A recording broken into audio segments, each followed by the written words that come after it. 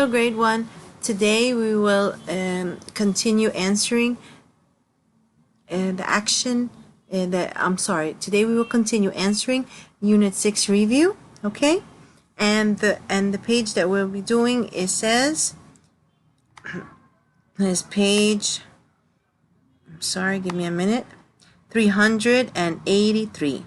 So yesterday we revised the sentence, the punctuation of a sentence, how we end a sentence, what end mark do we use, and we also revised the naming part.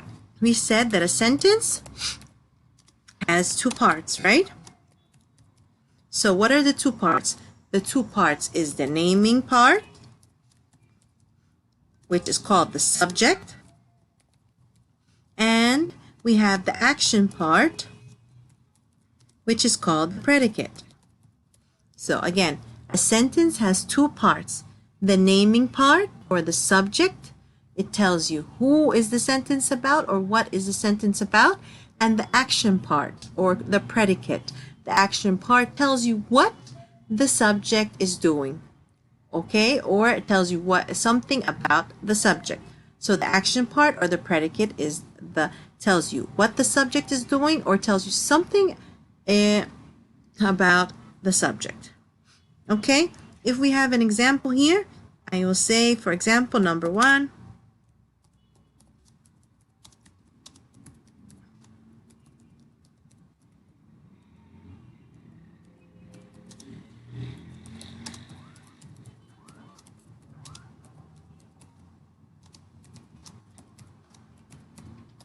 Okay, if I say number 1, Mom and I bake cookies.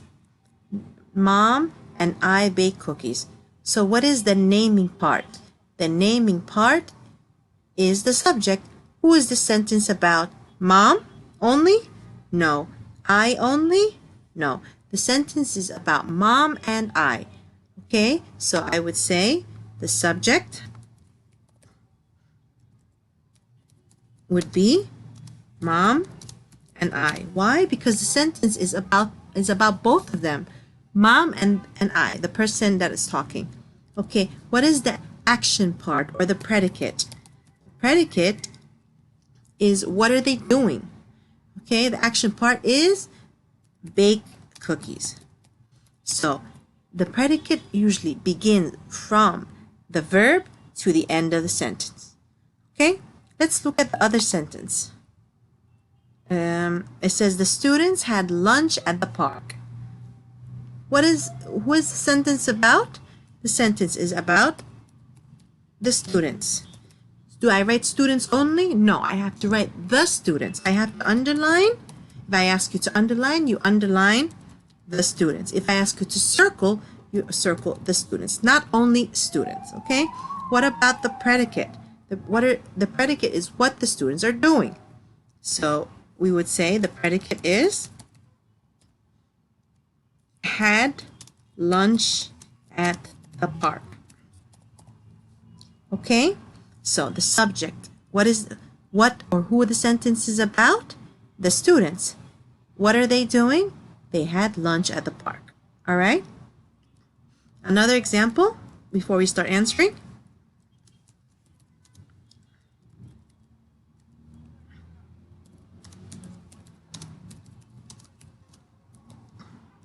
The desk is big. So this is a sentence telling us about a desk. It's not about a person. So can we still find the subject? Yes. What or who is the sentence about? The sentence is about the desk. So the subject would be the desk. Desk only? No, the desk. You have to write the desk or underline the desk. Why? Because the sentence is about the desk. Okay, what is the sentence saying about the desk? The sentence is saying that it's big. What's big? The subject. The subject is the desk. So the predicate is big. Remember, is the verb to be. It's not it's a verb. It's still a verb. But does it show action? No. The verb to be, am, is, and are, it's used to tell about a person or a thing or a place. Okay, so it's a verb, but it doesn't show action. We use verb to be when we tell about something. Okay, and the past of is and am and are is, was, and were.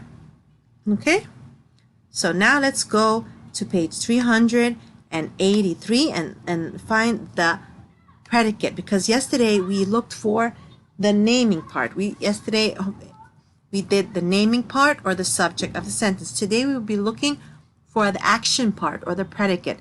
And remember, the predicate begins from the verb all the way to the end of the sentence.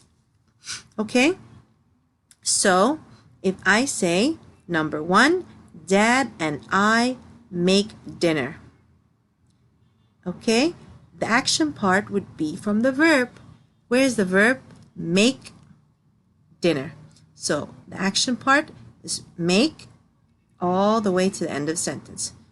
Okay, so then what would be the subject? Dad and I. Okay, why? Because the sentence is about Dad and I, not only Dad and not only I. So the action part or the predicate would be, what did they do?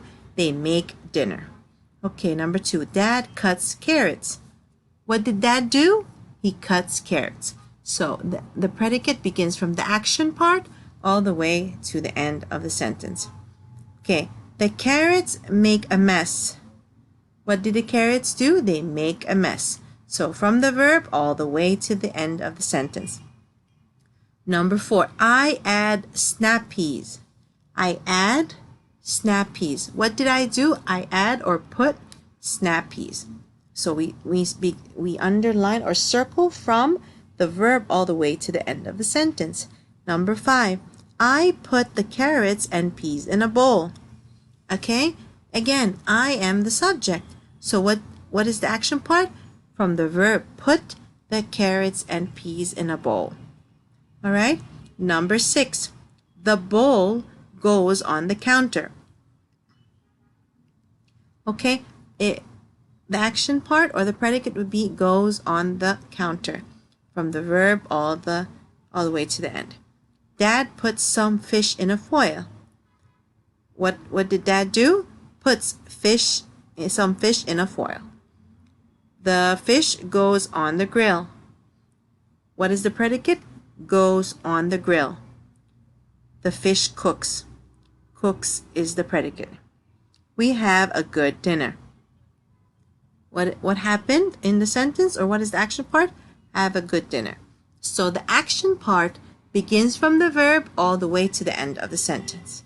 Why? Because the action part tells you what the subject did. Okay? The second, page 384, is about combining sentences. Combining sentences when we have two sentences with the same subject or the same predicate, we use the word and to combine or join them to make it one sentence. Okay, let's see. Dad wants to fish. Ed wants to fish. Okay, so here the two sentences have the same predicate. They have the same action part. Why? Because Dad wants to fish. He wants to go fishing. And who else wants to go fishing? Ed wants to go fishing. So both sentences have the same predicate. How can I join it? Remember what I said. Okay, we will put and. We will use and to combine or join them. What do? I write the first subject, Dad, and then I take this out. I take the action part out and I put and. Dad and Ed, and then we continue the sentence. Dad and Ed. We take this part out and we say Dad and Ed, and then wants to fish. So when we choose which is the correct sentence, we choose the one with the word and how we combine them. Dad and Ed wants to fish, or Dad wants to fish. No, the sentence is about two people, so we have to put and between them. And Ed want to fish. The poles are here. The nets are here. So the poles and nets are here. Which one has and? The poles are here. The poles and the nets are here. Okay, so number 2 would be the correct answer. Number 3, Dad will teach him, Mom will teach him. Again, what do we take the predicate part here out and we put and. Dad and Mom will teach him. Okay, Dad will teach him only? No, Dad and Mom will teach him. So when we combine, we use a word which is and. We use and to combine or join the two sentences. We put them together using the word and. Number 4, the hooks are in the box. The bait is in the box. The hooks and the bait are in the box. Okay? Ed gets some fish. Dad gets some fish. What do? Ed, I take this out, the predicate out, I put and. Ed and Dad get some fish. Okay? And now the first sentence would be the correct answer. And that's what we did today in our review. And I hope it was pretty easy. Okay, guys? See you in our next video.